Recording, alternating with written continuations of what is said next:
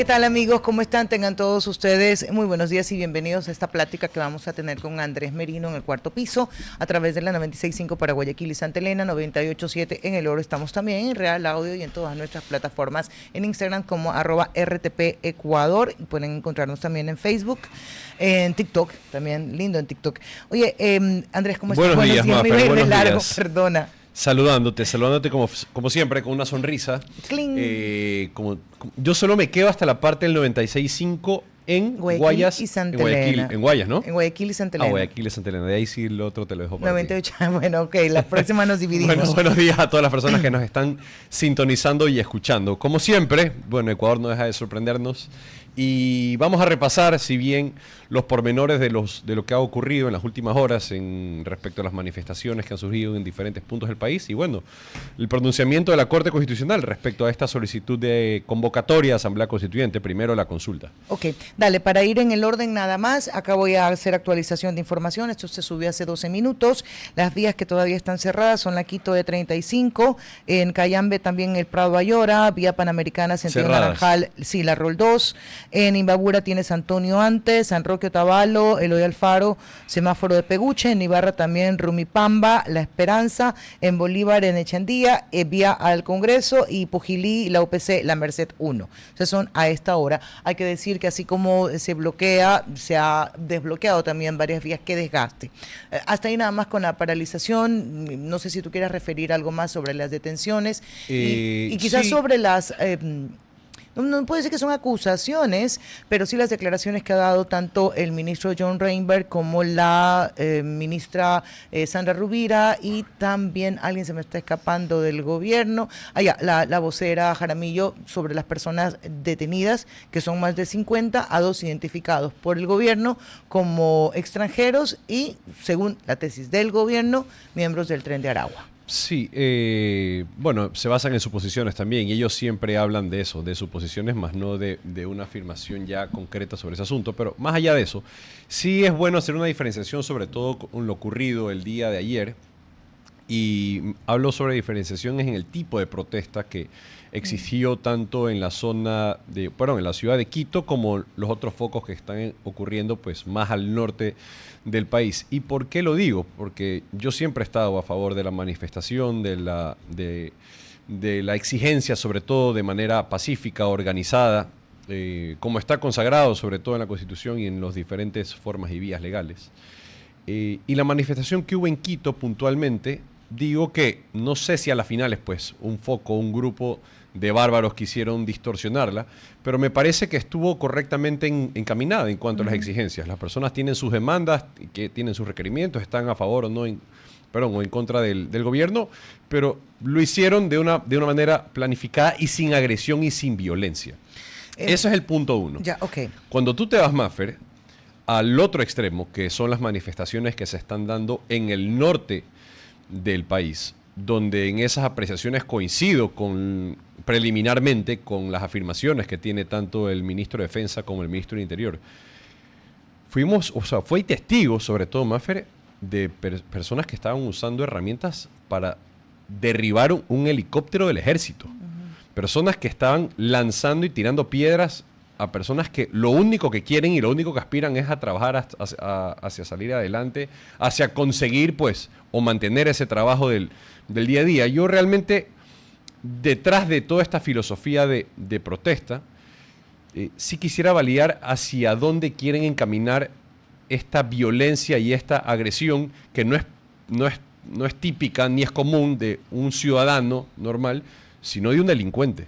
Entonces, Sí. así, sí, es en parte la conclusión que quiero sacar y bueno, celebro la llegada del presidente de la República a Otavalo, ¿no? Ahora, más tardecito, en pocos minutos vamos a conversar con una abogada experta en eso para que nos marque la diferencia legal sobre lo que tú acabas de describir, que coincido completamente con este análisis de cuándo sí y cuándo no. Lo otro, y ya de no solamente 2 segundos, para dejarlo enunciado y si quieres luego lo vamos a complementar, es sobre la constituyente. Antes de irnos a la materia legal, solamente quiero decir qué nos pasa. O sea, qué incapacidad que tenemos de aceptar los fallos de una corte sin dar argumentación del por qué. Y esto va para los dos lados, porque por una parte teníamos hace poquito nada más, hasta el día lunes, una crítica constante hacia la Corte y una calificación e identificación política. Es una Corte correísta, es una Corte que le hace el juego marchas contra la corte. Entonces tenías todo una plantilla, digamos, de comunicación que iba enfocada justamente a que la Corte era el enemigo del país. Pero esa Corte antes de ayer y hoy lo que le está diciendo es sí al pedido que ha hecho el gobierno, no directamente a la Corte, pero sí ante el Consejo Nacional Electoral. Entonces ya no es una Corte correísta, ya no es una Corte enemiga del país, sino que tuvo que hacerlo porque sintió la presión, lo cual, dicho sea de paso, es terrible. Si la Corte actúa por presión, según la lógica y el análisis a lo que han llegado algunos. Pero me voy al otro lado.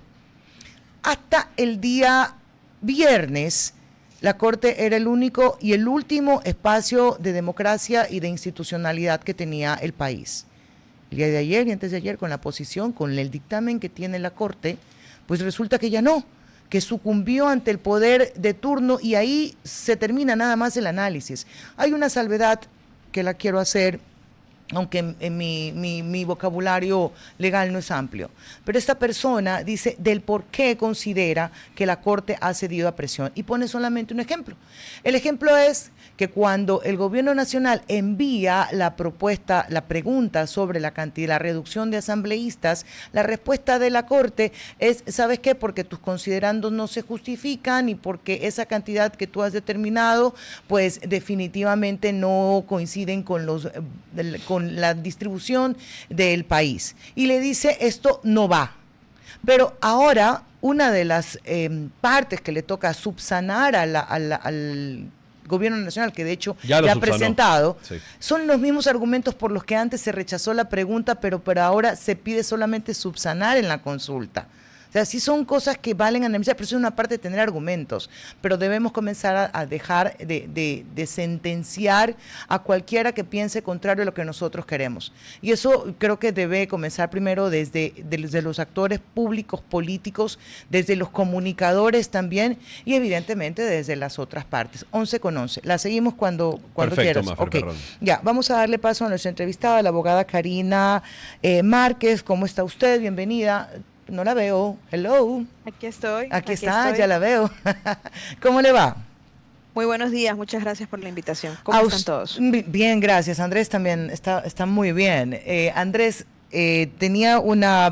hacía una comparación y una validación sobre las marchas, pero acá nosotros cada vez que hay estas manifestaciones se utiliza la palabra protesta, que es un derecho, pero también cuando esto se lo puede señalar como un vandalismo y como un acto de terrorismo.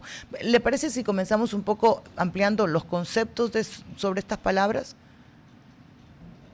Por supuesto, mire, realmente dentro de nuestra ley el concepto de terrorismo es específico. Es en relación, no quiero ser tan técnica para hablar, pero sí, o sea, los actos de terrorismo son los actos que son identificados en relación a que un grupo armado se ha puesto de acuerdo para establecer una conducta delictiva en donde exista el caos y haya el terror dentro de la población ecuatoriana, en pocas palabras, ¿ya? Y la cuestión del vandalismo, bueno, el vandalismo va incluido aproximadamente ahí con el terrorismo, sino que es en menor grado la escala de violencia que se utiliza en relación a las armas, a cuántas personas han sido relacionadas con este acto delincuencial, y obviamente es mucho en menor escala, pues, ¿no? Pero produce también efectos graves en contra del patrimonio del Estado como tal. Entonces, esa es la diferencia entre el terrorismo y la delincuencia común, porque el terrorismo no solamente abarca que pueda estar afectado un bien jurídico protegido personal, o particular, sino que es todo lo que abarca el sector ya del Estado como tal, que afecta a la ciudadanía como tal, o sea, en grandes cantidades. Y que en parte es lo que está pasando ahora, sobre todo cuando hay bloqueo de vías, cuando no se pueden, las personas no pueden transportar sus productos, cuando no puede haber un desplazamiento normal, cuando se coartan libertades producto de esto. Y hacia allá también quisiera el análisis sobre la forma en la cual ha planteado el gobierno nacional, porque puede haber un abismo, ¿no?, entre lo que dice el gobierno, entre la acusación que haga Fiscalía y la valoración que haga el juez. Entonces, sobre las detenciones que han habido hasta ahora, ¿cuál podría ser el caso de éxito para que de ese anuncio pueda llegar a una sentencia efectiva? Bueno, realmente ahí lo principal es la prueba que exista para determinar que esa persona que fue detenida efectivamente fue el actor o el cómplice o el encubridor del acto terrorista que se realizó. Las pruebas materiales existen, que son los daños a los bienes públicos, pues, ¿no? Y el apoyo de los testigos, la cuestión del parte policial es esencial. El policía tiene que describir de manera expresa cómo fueron las condiciones de la detención y con qué tipo de prueba se detuvo a esta persona. Ujú. Si tenía un arma, si tenía, qué tipo de arma tenía, si estaba acompañado, si existe un registro de alguna cámara fotográfica. Inclusive los policías tienen tienen cámaras Ujú. que pueden hacer un video y que también sirven de prueba.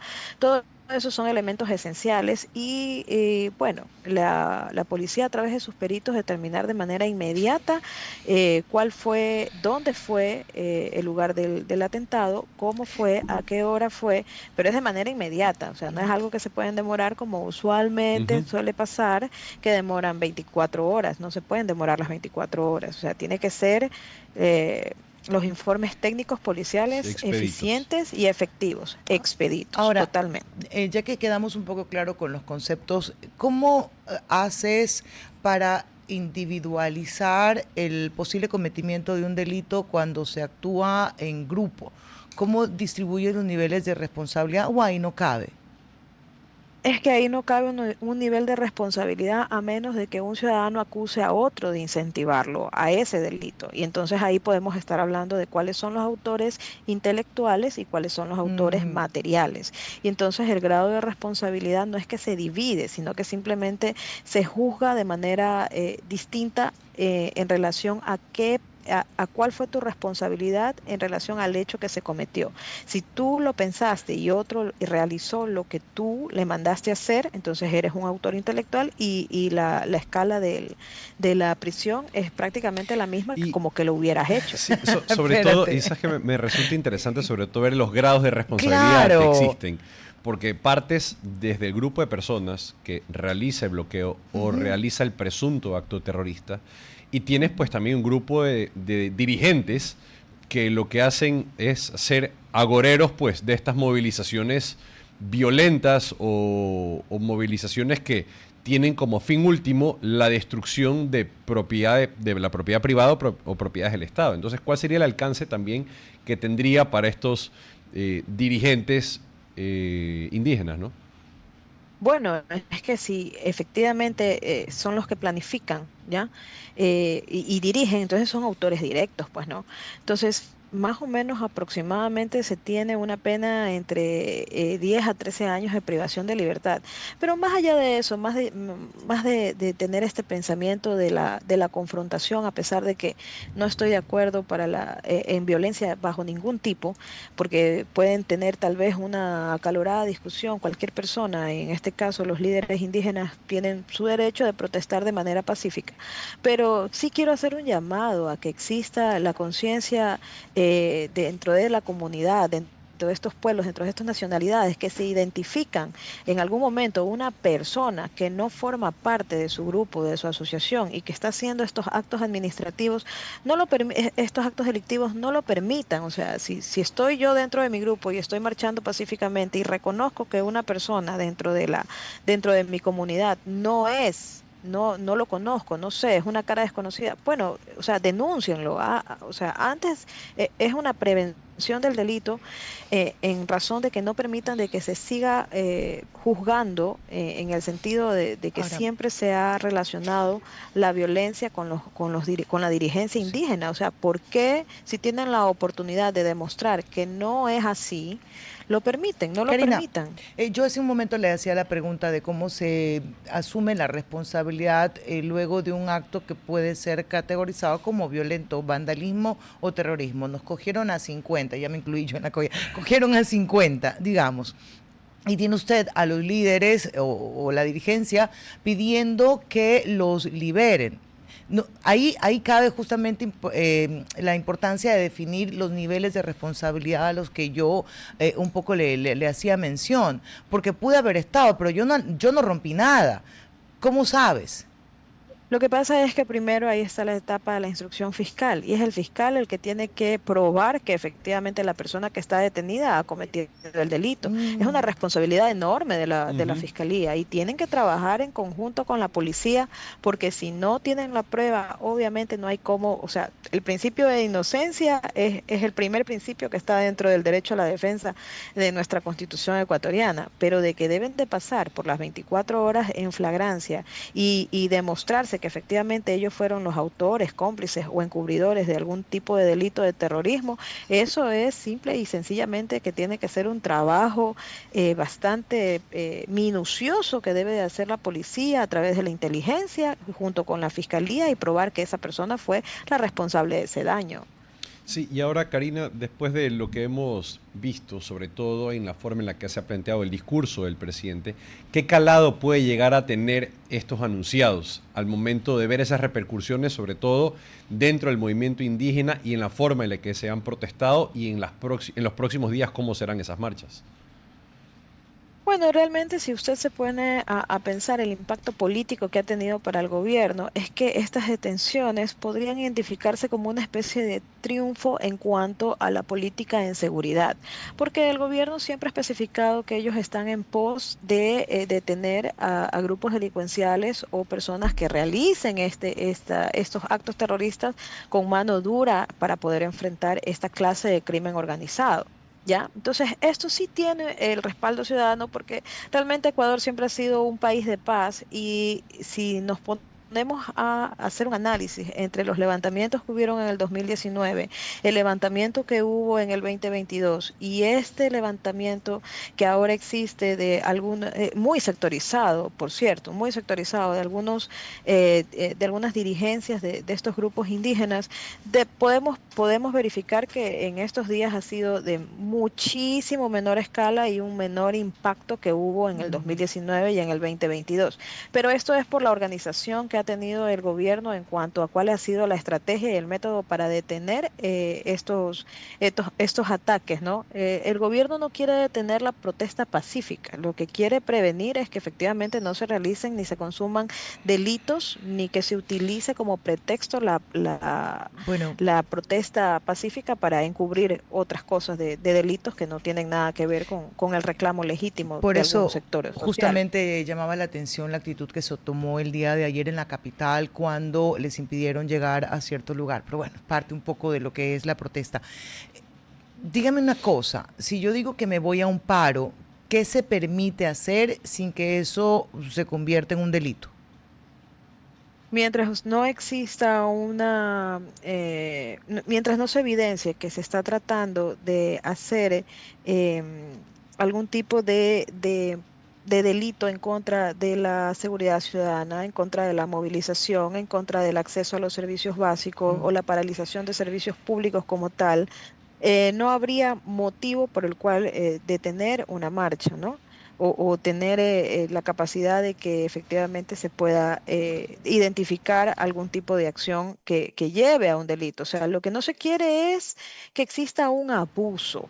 ¿Ya? Que no haya el abuso. Y de hecho el gobierno lo que pretende a través de todas estas acciones preventivas es precisamente que no se interprete como un acto político el detener a través de la fuerza pública una marcha, sino simplemente es resguardar el orden y la seguridad social a través de que se prevenga el delito.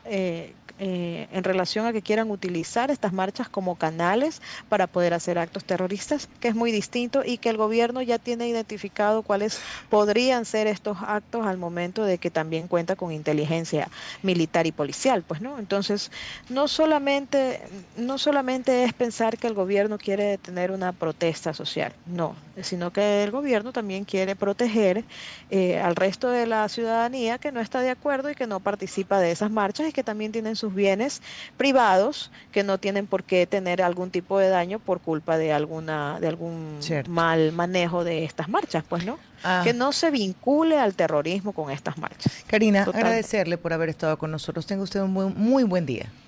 Muchísimas gracias por la invitación. Muchas gracias. Tengan un excelente día. Gracias a usted por acompañarnos y Y por eso es darnos sus clave, Maffer, conceptos. Dilo. a la hora de la hora, porque te digo, del dicho y el hecho hay un trecho gigantesco, ¿no? Al momento de hacer esos anunciados, que yo creo que tienen un efecto más disuasorio que legal o que limite las actividades, sobre todo en las manifestaciones que se están dando, la fiscalía juega un rol esencial Ujú. y sobre todo también, Maffer, los mismos partes policiales que bien mencionaba la abogada. Tienes requisitos, tanto de forma como de fondo, extras que te permitan poder llegar a este tipo de condenas, porque no resulta de que yo anuncio que las personas que van a ser detenidas por terrorismo van a tener esa sentencia por terrorismo en un proceso expedito, sino que tienes que cumplir pues con todos los detalles y los pormenores de lo que acarrea y lo que forma parte de un proceso penal. Pero creo que hay algo que se nos olvida, y esto porque pasa mucho también en el país, es que, aunque yo sé que tú sí lo recuerdas, Andrés, Amnistía.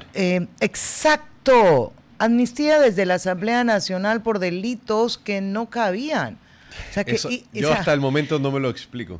tú no te lo explicas, yo tampoco me lo puedo explicar, porque sí queda claro que a usted no lo pueden perseguir por su posición política, ni tampoco por una manifestación dentro de los parámetros o estándares que se representan una protesta. Entonces, ¿cómo te terminaron perdonando? O sea, borrando todo lo que ya se había hecho. Y ahí cada uno de los que votó a favor, revise pues su votación.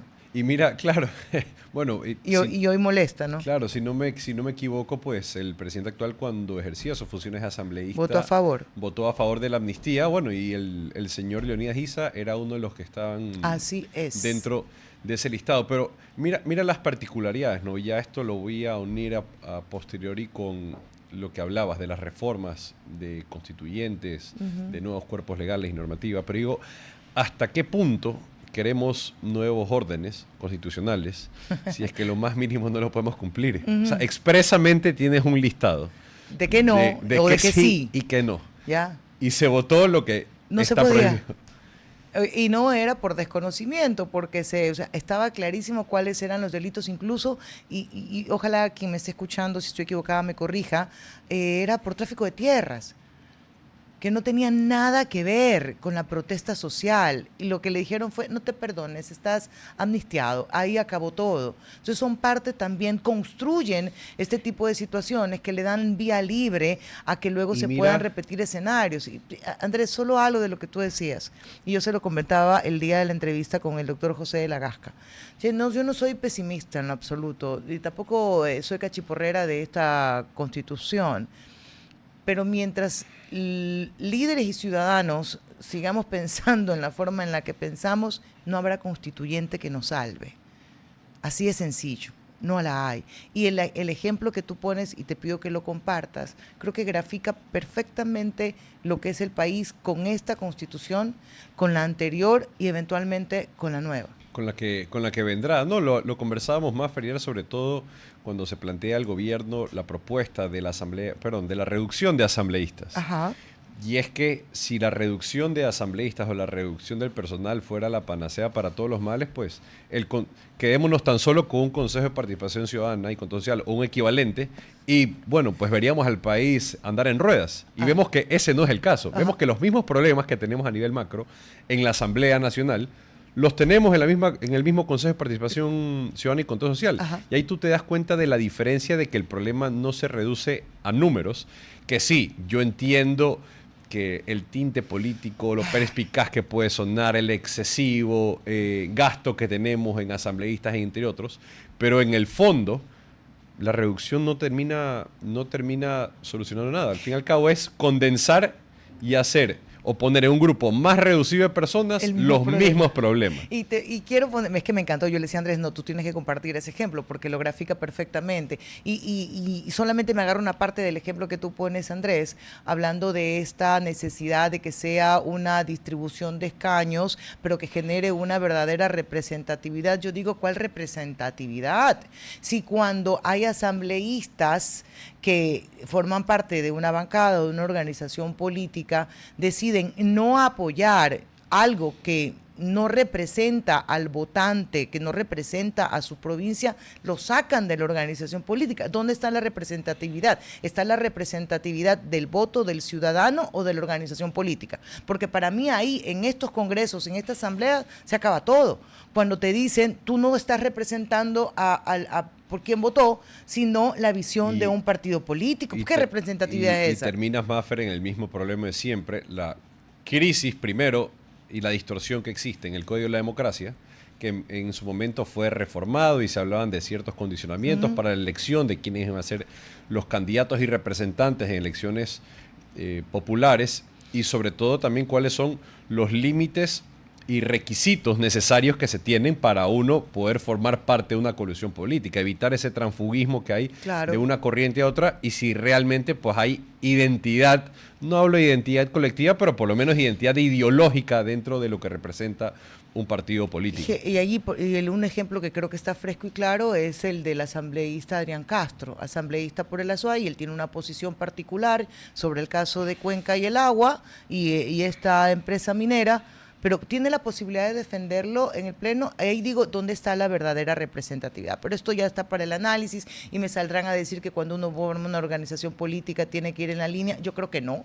Y los quienes son candidatos y luego son electos tienen que decir, estas son mis líneas rojísimas que no pienso cruzar porque esto me he comprometido con la ciudadanía. Pasó en... Si me quieres no bien. sé si recuerdas, Maffer, que pasó en el momento más de mayor representatividad y de mayor exposición y mayor aceptación de la Revolución Ciudadana. No sé si tú recuerdas. A las 3 asambleístas. Claro, a las hablando 3 sobre el asambleístas. aborto. Estaba, no, si no me equivoco, Gina Godoy fue una. Marcela Guiñaga, ¿puede ser? No estaba. La que tengo clara es a Gina Godoy. No recuerdo, pero acá ellas, luego la chequeamos, no te preocupes. La chequeamos, pero mira que pese a que había una aceptación del bloque, de las decisiones que se tomaban, una disposición del aquel entonces presidente Rafael Correa, ellas terminaron votando, no sé si a favor o en contra, no recuerdo cuál era. Es que las mandaron a callar, o sea, las mandaron castigadas, las mandaron silenciadas, eso es la verdad.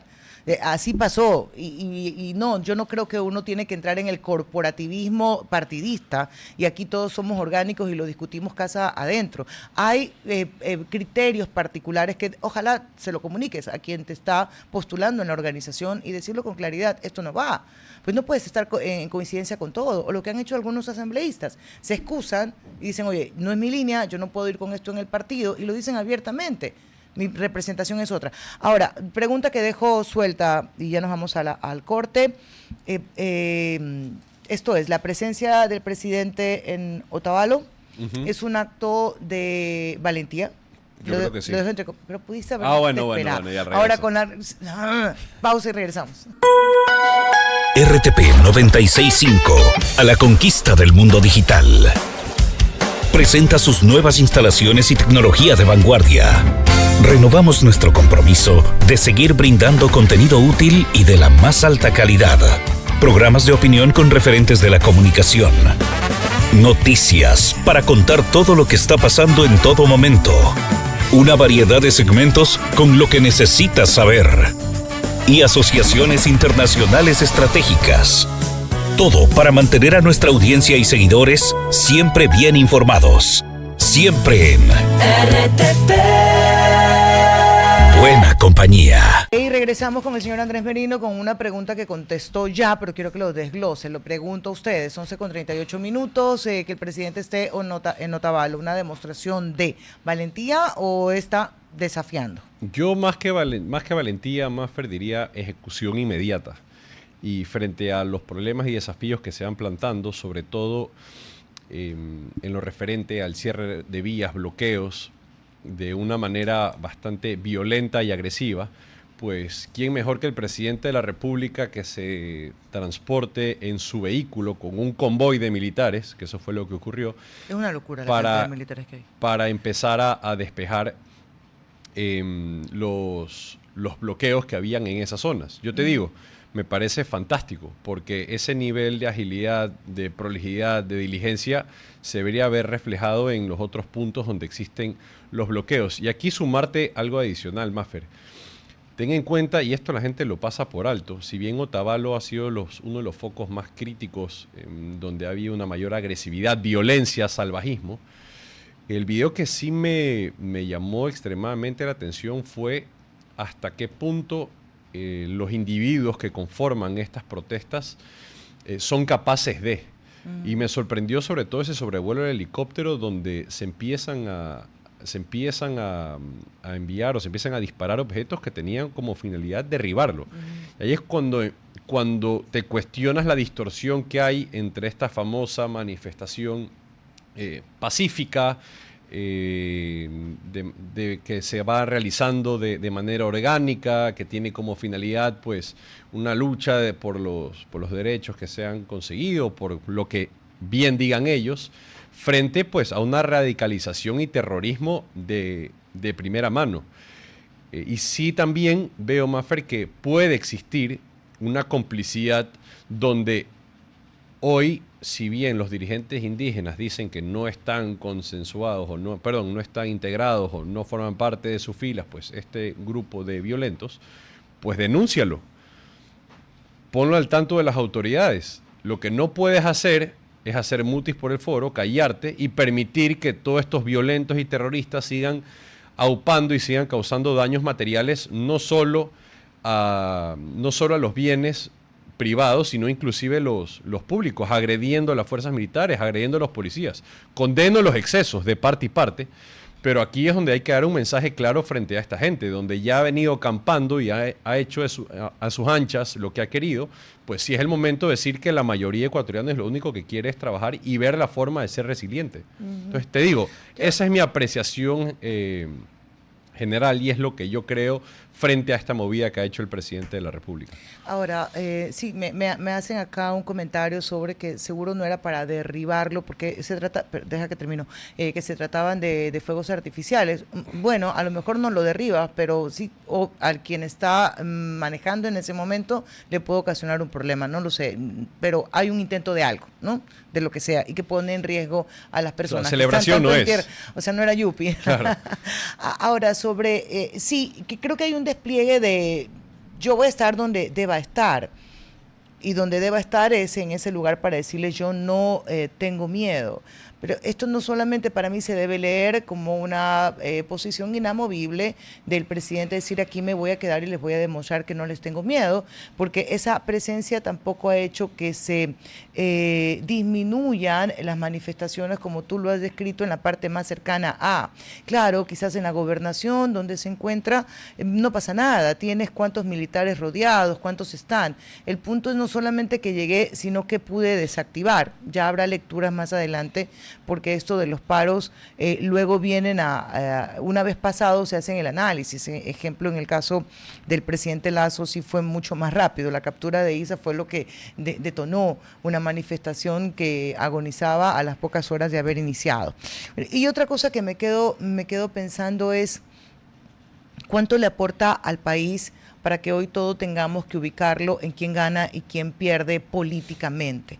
Yo sé que es importante la estrategia y al final cada uno se va llevando con su medallita, pero digo, estos logros que se los pueden adjudicar, sobre todo en la marca de la narrativa al gobierno nacional, ¿qué ganamos nosotros los ciudadanos con eso? O sea, ese estatus de triunfador o que te va metiendo 5 o 6 goles, ¿de qué le han servido al ciudadano común? Solamente eso no lo puedo aterrizar todavía.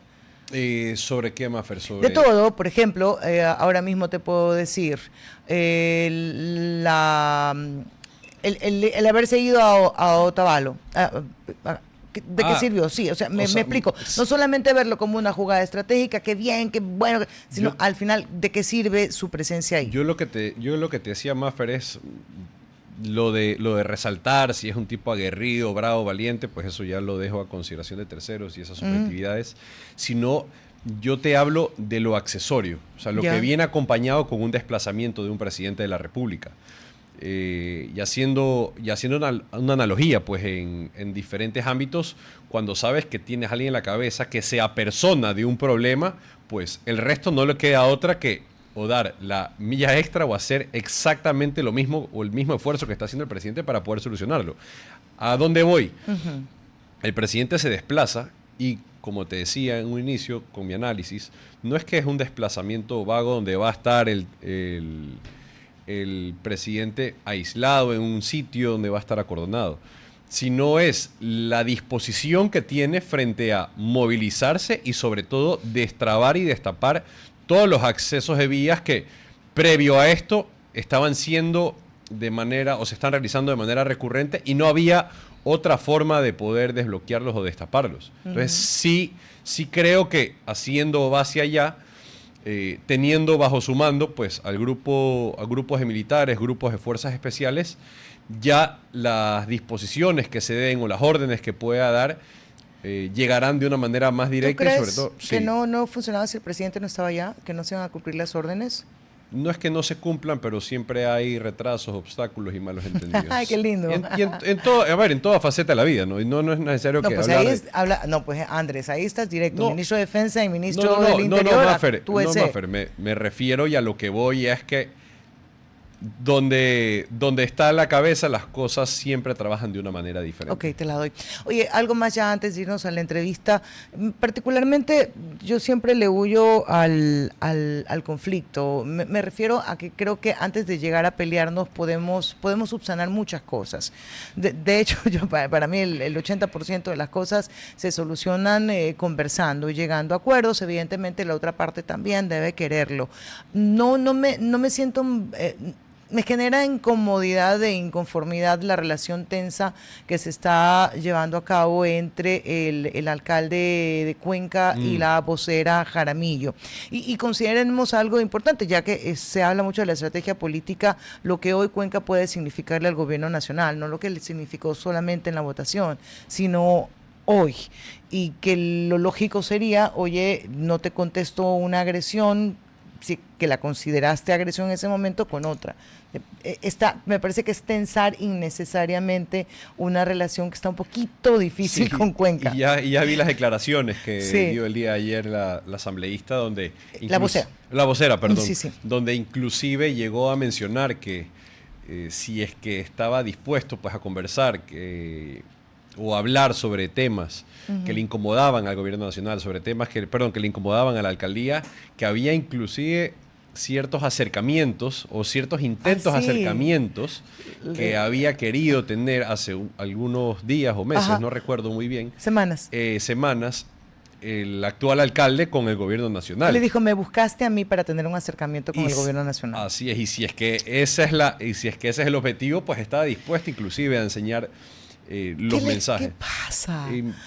Pero ya dentro de la estrategia política, Cuenca es importantísimo en materia de votación y más a puertas nada más de una consulta popular. Bueno, y el problema de la licencia ambiental que tienes con el proyecto minero. Es que a eso me refiero. Donde está trastocado ya las relaciones entre municipio, entre población general, con esa movilización multitudinaria pacífica que existió hace una semana. Y ojo que yo no me estoy refiriendo a que confronte la vocera con el alcalde, porque el alcalde no necesariamente, y de hecho no representa a toda Cuenca, pero es sobre el punto en discusión, y ese es el agua, con una de las manifestaciones y protesta y reclamo que creo que no se ha visto en el país de forma muy natural, muy ciudadana y organizada. Bueno, ya está en la línea con nosotros.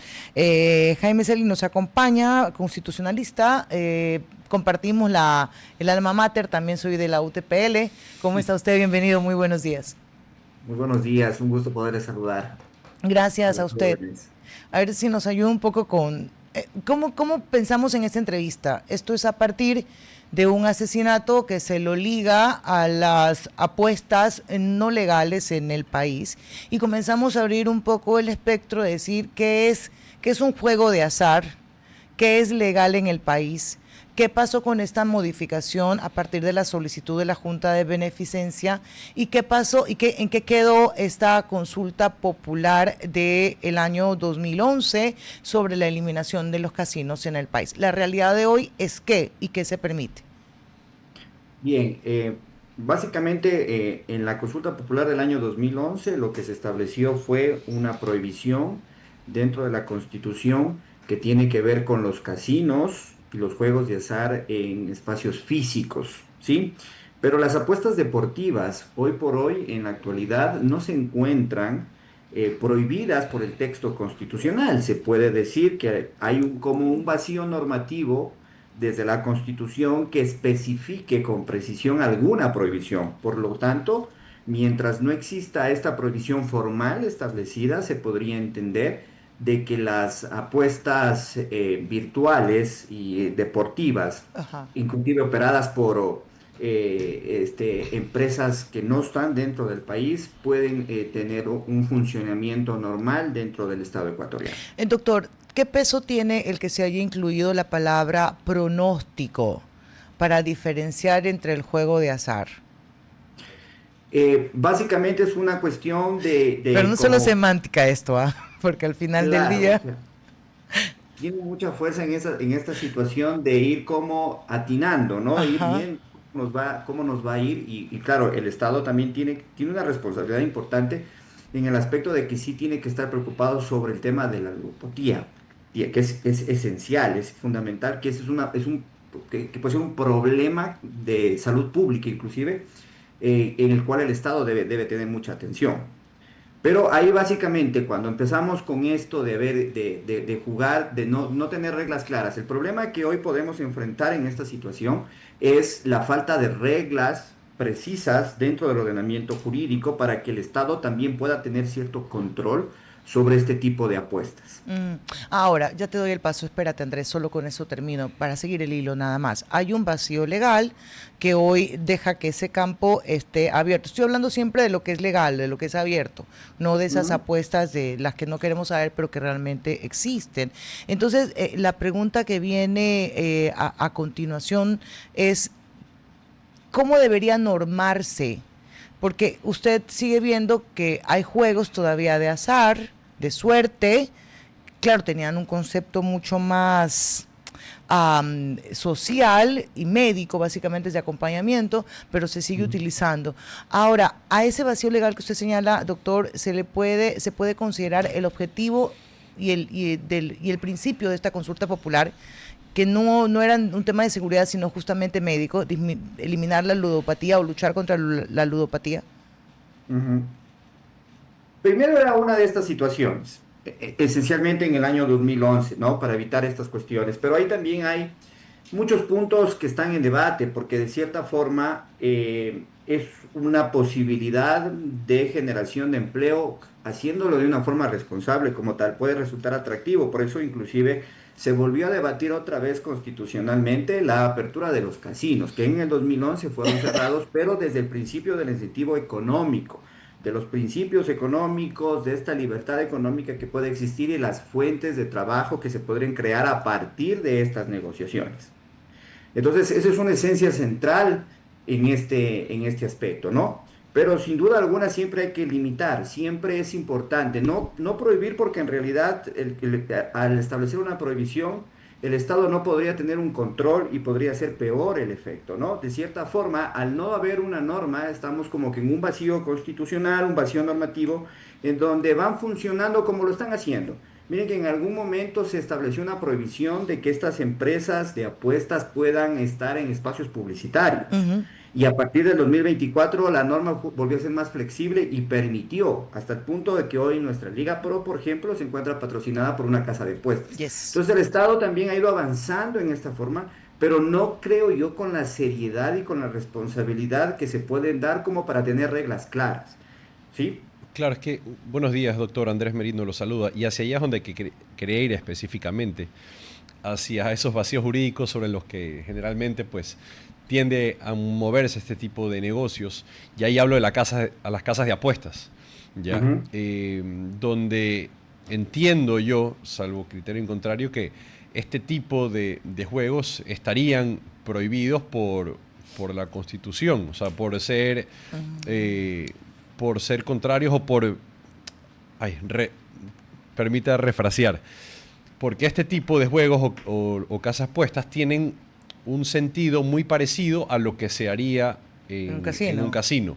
Entonces, hacia allá, ¿cuál ha sido la regulación o cuál ha sido la perspectiva que ha tenido sobre todo la entidad reguladora, y por qué tampoco ha sido tan acucioso respecto al funcionamiento que tiene en el Ecuador? De hecho, a partir de este fenómeno global, digámoslo así, donde las casas de apuestas empezaron a tener cierto protagonismo, yo diría que en el Ecuador es muy bajo esta regulación que ha existido, al menos en una cuestión, que es la tributaria.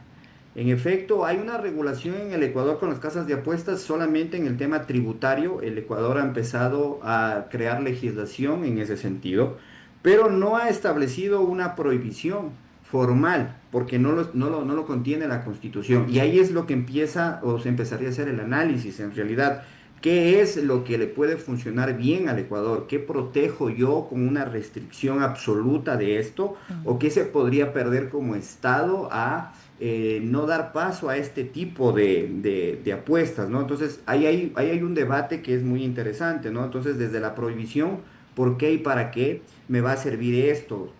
De cierta forma se puede decir, ok, mi argumento para que esto se legalice y se regule es que va a crear fuentes de trabajo, va a dinamizar la economía, pero también hay que tener en cuenta de que tiene que también estar en un aspecto de seguridad en donde sea limitado en una protección como tal. Porque hoy por hoy, como nos damos cuenta, y esto es lo que está, creo yo, ocurriendo, al menos en la Serie B de nuestro torneo, es que también en este tipo de apuestas ya hay una infiltración del crimen organizado. Y también el Estado debe ser muy cauteloso en darse cuenta de el ingreso del dinero a este tipo de apuestas, porque puede permitirse para hacer lavado de activos, por ejemplo, o dinero que provenga del narcotráfico. Doctor, quedemos usted y yo y con Andrés en una nueva cita para hablar sobre qué pasa cuando los jóvenes que tienen acceso al celular hacen este tipo de apuestas. Estoy hablando de menores de edad camuflados bajo una tarjeta de crédito de un adulto, en el marco de lo legal, para conversarlo, ¿le parece? Perfecto, muy bien. Ya, doctor, que tenga un buen miércoles. Un abrazo, gracias por habernos acompañado. Gracias, muy amables. A usted nos acompañó el doctor Jaime Celi para hablar Jaime Andrés Celi, gracias, para hablar sobre los pronósticos deportivos. Sí, y te digo, Mafer, que hoy va a ser un termómetro importante para poder ver los resultados del desplazamiento del presidente hacia Otavalo, hacia el final de la tarde, ¿no? Déjame que leo brevemente lo que me dijo Willington. Me dice, a ver, se mueve para descentrar la ofensiva y alejar a los violentos de Quito. Los descentras a los de Quito y a los que controlan ISA y otros desde el centro andino. Yo hasta ayer pensaba lo mismo, dije que tranquilidad Quito, pero ya cuando hubo la manifestación, que si bien es cierto, fue pacífica, es una jugada que sí, que puede, sí, que ha logrado mantener controlado Quito, pero no necesariamente que puede mantenerlo así. Veamos. Bueno, yo espero que sí, que esté tranquilo todo, ¿no? Esperemos que sea así, Mafer. Oye, me encanta. Que tengan buen día. Gracias a ustedes. Hasta aquí, Cuarto Piso. Control Master Marisela Basantes. Transmisión digital Gerardo Díaz. Coordinación de entrevistas Diana Raimondi. Redes sociales Erika Eras. Edición Oscar Saavedra. Dirección Javier Gamboa. Todos los derechos reservados. RTP 2025.